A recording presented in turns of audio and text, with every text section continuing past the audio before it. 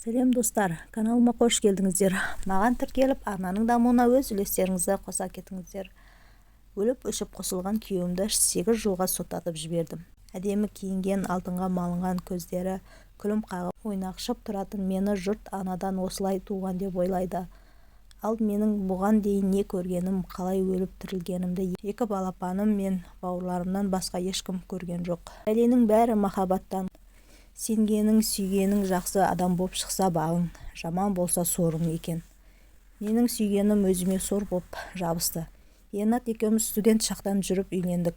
Ауылдың қарапайым қызымын. Студент болып қаланың бетін көргенім. Енді кім жақсы сөйлесе оған еріп кете беретін аңқау болғам. Ернат мені солай тұзағына түсірді. Қыз бен жігіт боп жүргенде менің мынадай идеям бар. Бұйырса бір ағамнан ақша күтіп отырмын. Сразу бастап кетем де табысқа бата қалам деп неше түрлі әңгімені айтқанда өзімді болашақ миллионердің әйеліндей сезініп қалушы едім. Сөйтсем ол қызыл сөзбен құрғақ уәденің шебері боп шықты ғой. Екеуміз жақындасып аяғым ауырлағанын білгенде үйленуге бел будық. Ол мені алып қашты, бірақ келін боп түскен жерім мені аса жақтырмады.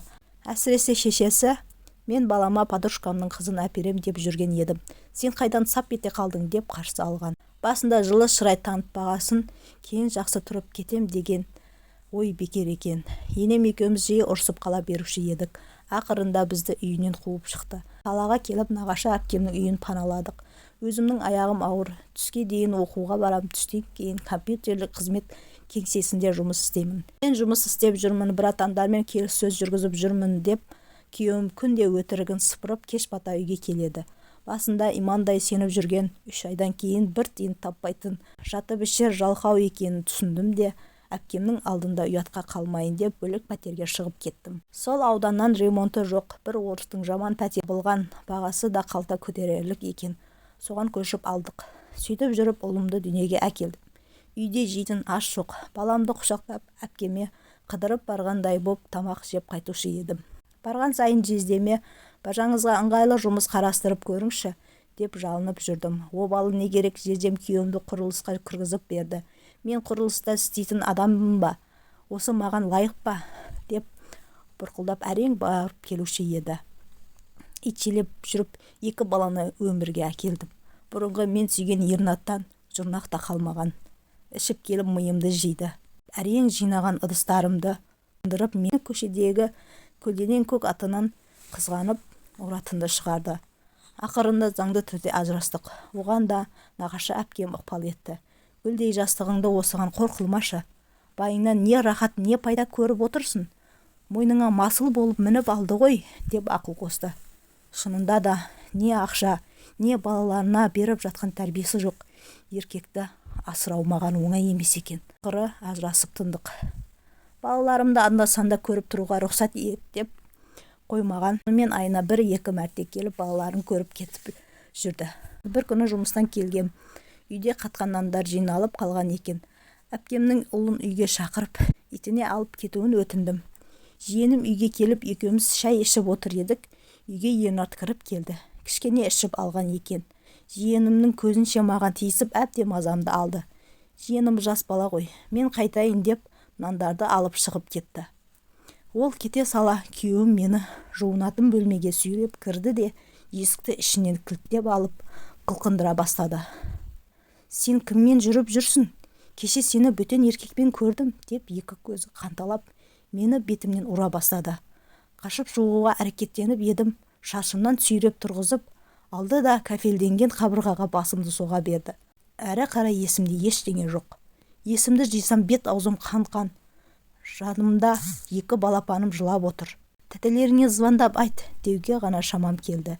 Сөйтсем жиенім үйіне бара сала әпкеме жай мәнді айтқан екен. Әпкем менен хабар алайын деп үйге келгенде балаларым қорқып есікті ашпай отыр екен. Ұйықтап қалған шығар деген оймен үйіне қайтып кеткен беті екен.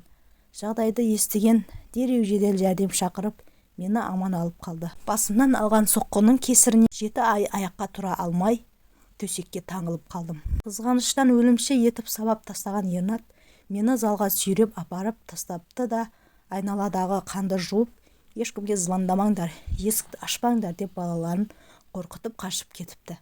Әпкем Ернаттың үстінен арыз жазып, сот 8 жылға қамады. Қазір түрмеде жазасын өтеп жатыр. 7 ай жүре алмай жатқанда көп ойладым. Өліп кетсем 2 баламның ешкімге керексіз боп қалатынын, мені Құдай солар үшін аман қалдырғанын сезіндім. Сөйтіп бойымды тіктеп, әпкемнің көмегімен сауда істей бастадым. Шүкір, саудада береке бар екен. Бойым тіктеліп, 3 жылда қомданып шыға келдім. Бұған қазіргі азаматымның да көмегі көп дейді.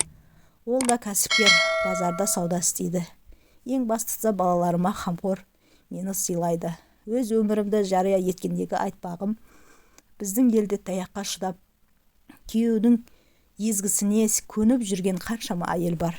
Әлеуметтік желілерден сондайлардың кесірінен көз жұмған, мүгедек боп қалған әйелдердің өмірін көп оқимын. Құрметті қыздар, күйеудің тоқпағына шыдап, менің пешенеме осындай тағдыр жазылған екен деп төше бермеу керек. Қиындықтан құтылудың жолы да, кілті де өздеріңде. Әр әйел бақытты болуға лайықты.